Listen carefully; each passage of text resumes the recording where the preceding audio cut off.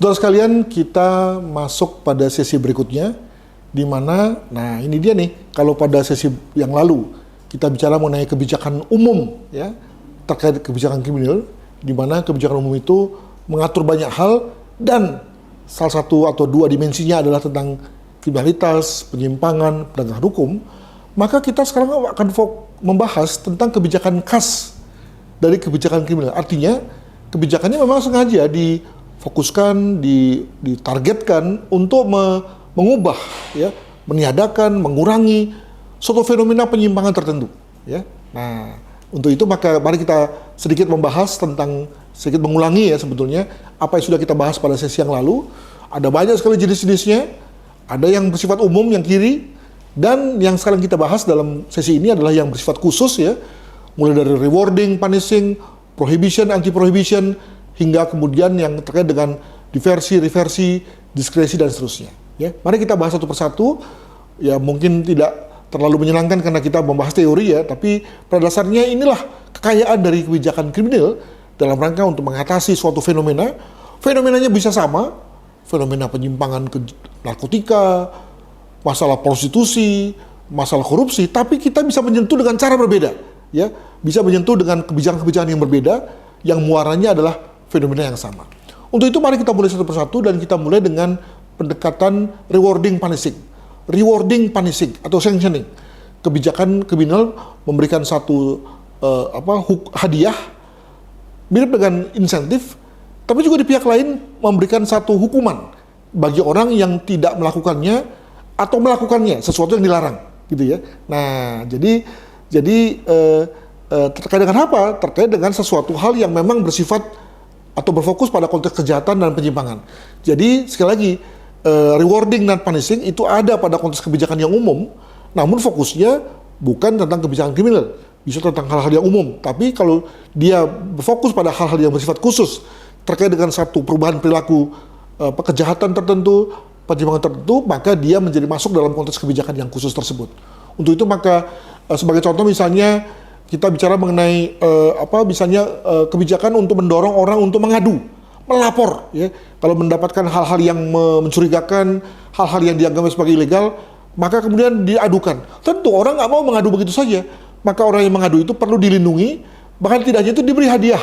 Itulah contoh dari kebijakan rewarding terkait dengan orang-orang yang hendak menjadi whistleblower, peniup-peluit, ya, ketika melihat ada hal-hal yang tidak beres, entah itu di kementeriannya, lembaganya, atau perusahaannya misalnya, maka lalu ada mekanisme untuk kemudian orang melapor tanpa diketahui jati dirinya, dan bahkan diberi hadiah. Selanjutnya, kita bicara mengenai kebijakan kriminal yang khusus, yang kita sebut sebagai prohibition atau anti-prohibition. Prohibition dari asal kata prohibit, to prohibit, yang artinya melarang. Nah, untuk itu maka kita bicara mengenai kebijakan melarang sebagian atau seluruh perbuatan, ya. Nah, untuk itu maka tidak hanya melarang, tapi juga ada sanksinya bagi yang melanggar larangan tersebut. Sebaliknya, kalau kita disebut sebagai anti-prohibition, kita bicara mengenai suatu kebijakan yang memperbolehkan sebagian atau seluruh suatu perbuatan itu kemudian dilakukan, ya. Bisa diperbolehkan bagi sebagian orang, bisa diperbolehkan bagi seluruh orang, ya. Nah, kita bicara mengenai misalnya contoh soal ganja, ya. Nah, memang ini belum berlaku di Indonesia, tapi di negara lain, ya, misalnya khususnya negara-negara barat, sudah ada kebijakan itu yang melakukan anti-prohibition terhadap ganja. Dengan kata lain, ganja diperbolehkan untuk kemudian dikonsumsi, namun juga ada konteks di mananya, ya. Jadi kalau dia dikonsumsi di tempat-tempat tertentu yang diperbolehkan, boleh. Tapi kalau dikonsumsi di tempat-tempat terlarang, di luar daripada tempat yang diperbolehkan, tidak boleh, ya. Nah, itulah contoh daripada anti-prohibition.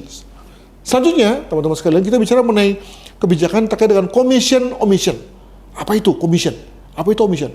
Commission adalah suatu kebijakan yang bersifat melakukan, ya, kebijakan di mana seorang pejabat publik, khususnya di bidang hukum, ya, mengerahkan, menggunakan atau mendeliver kewenangannya untuk kemudian mengurangi, mencegah, memitigasi suatu penyimpangan tertentu. Jadi seorang polisi misalnya ketika dia menjabat Kapolres, maka dia kerahkan polantasnya agar kemudian suatu kemacetan itu kemudian terurai, jalan bisa menjadi lancar kembali. Itulah commission. Tapi ada kalanya kemudian sebaliknya adalah omission. Suatu keputusan daripada pejabat publik tertentu yang bersifat membiarkan, tidak mau menggunakan, tidak mau menggerahkan kewenangannya betapapun dia harusnya bertindak. Ya, jadi kembali pada kasus adanya kemacetan di satu daerah, seorang Kapolres bisa saja kemudian menggerakkan Polantasnya untuk mengerahkan anggotanya, mulai mengatur, menata lampu merah dan seterusnya, tapi dia tidak lakukan, dia biarkan. Ya, kenapa? Tentu ada pertimbangannya. Nah, kalau pertimbangannya adalah pertimbangan yang kita katakan sebagai tidak etis, ya, pertimbangannya salah, maka tentu kita bicara mengenai kebijakan yang sebetulnya salah juga, yakni tadi omission. Ya, ada kalanya sih suatu omission itu bernuansa baik, ya. Dengan kata lain, kebijakan untuk tidak membiarkan satu situasi terjadi agar kemudian lalu dinamika sosial terjadi dan penyimpangan akan berhenti dengan sendirinya, misalnya. Tapi kalau kita bicara mengenai omission yang negatif, tadi yang saya contohkan, ya, harusnya suatu pejabat publik sudah melakukan satu kebijakan, tapi kemudian dibiarkan, ya, yang mana kemudian menimbulkan satu destruksi yang lebih buruk lagi. Selanjutnya ada kebijakan terkait dengan imprisonment dan de-imprisonment, kebijakan penyekapan, pemenjaraan, atau sebaliknya kebijakan untuk membebaskan dari pemenjaraan. Nah, jadi sebagai suatu kelanjutan daripada kebijakan yang bersifat misalnya kodifikasi misalnya, maka pasti ada kebijakan yang bersifat memberikan sanksi, di mana kemudian sanksinya bisa berupa pemenjaraan. Nah, jadi ketika suatu fenomena dilakukan oleh seseorang, lalu kemudian dilakukan penghukuman dan penghukuman itu berupa pemenjaraan, maka itulah imprisonment. Tapi ketika kemudian ada satu keputusan lain, ya, di mana pemberian sanksinya bukan pemenjaraan, ya, bahkan mungkin pemenjaraan itu dihapuskan sebagai satu bentuk penghukuman, maka itulah yang kemudian kita sebut sebagai de-imprisonment. Mengapa demikian, saudara sekalian? Karena kita juga mengetahui, ya, bahwa ada efek buruk dari pemenjaraan, di mana misalnya orang lalu kemudian dengan mudah tertular, orang dengan mudah kemudian lalu menjadi lebih jahat daripada sebelumnya, gitu, ya. Maka kemudian guna menghindari efek buruk itu, lalu kemudian lembaga-lembaga hukum, peradilan, ya, lalu melakukan yang kita sebut sebagai de-imprisonment. Selanjutnya, saudara sekalian, kita mengenal yang namanya policing dengan kontrasnya, yakni societal dynamism. Policing adalah suatu istilah mengacu pada penggunaan kewenangan oleh kepolisian.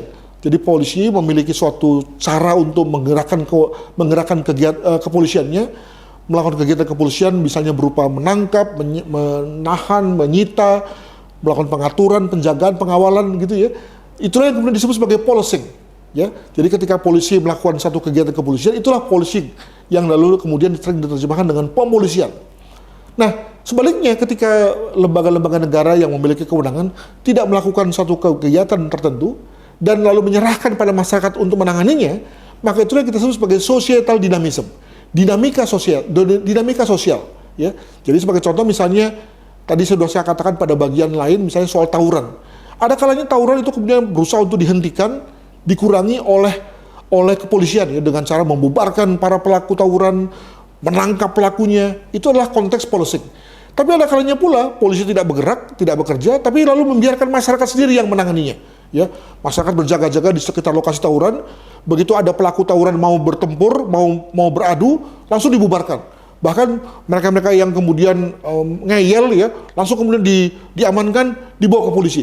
Jadi masyarakat sendiri yang kemudian berdinamika untuk mengatasi penyimpangan-penyimpangan yang terjadi di tempat mereka dan tanpa melibatkan aparat hukum, ya, untuk kemudian terlibat. Nah, itulah yang kita sebut sebagai societal dynamism, sebagai satu lawan atau paradoks dari policing.